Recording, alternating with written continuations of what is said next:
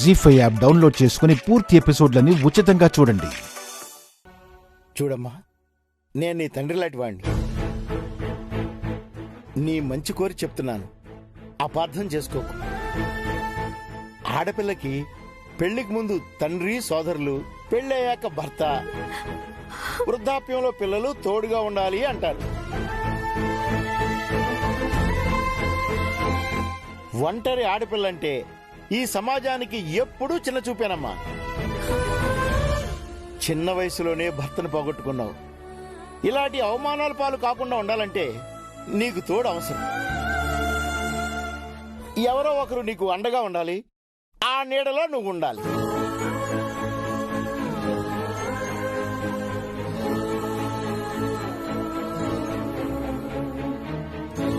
అవును మేడం, ప్యూని చెప్తున్నాను అనుకోకండి. మా చెల్లెలు కూడా చిన్న వయసులోనే భర్తను పోగొట్టుకుని 2 పిల్లలతో మా ఇంటికి వచ్చింది.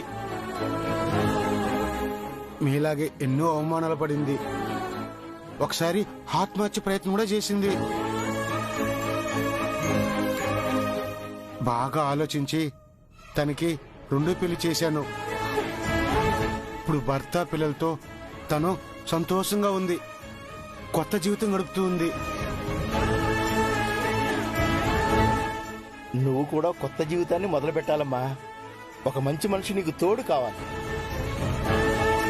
నువ్వేమీ అనుకోకపోతే మన ఆంజనేయులు చాలా మంచివాడు.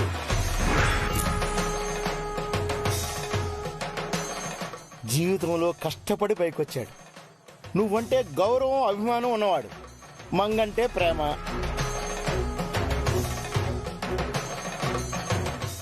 నువ్వు సరే అంటే నీ జీవితంలోకి వస్తాడమ్మా. నిన్ను మంగను పువ్వుల్లో పెట్టి చూసుకుంటాడు.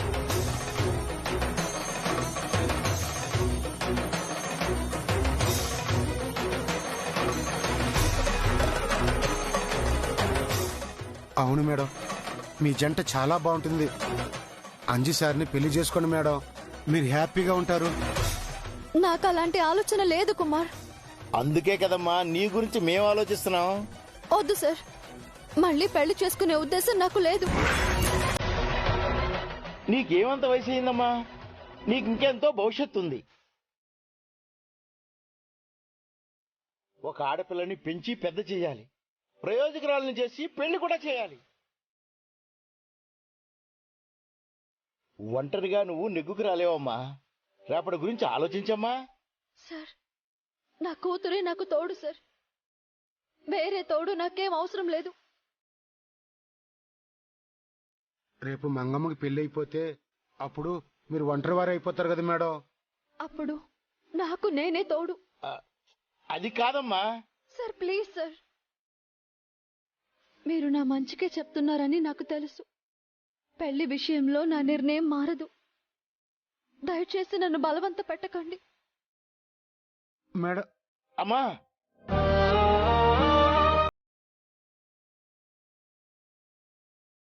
ఏంటయ్యా ఆంజనేయులు, జానికంటే నీకు ఇష్టమే కదా, పెళ్లి చేసుకుంటానని ఒక మాట అనొచ్చు కదా.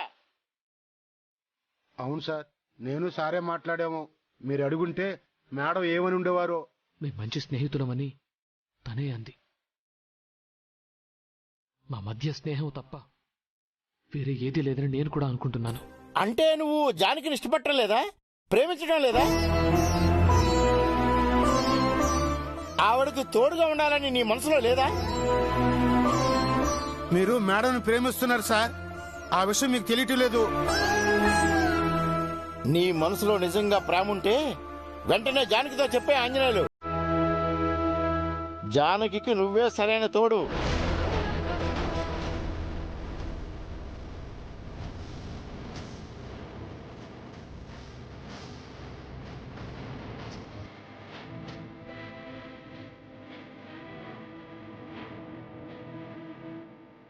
దీర్ఘ సుమంగళీ భవ.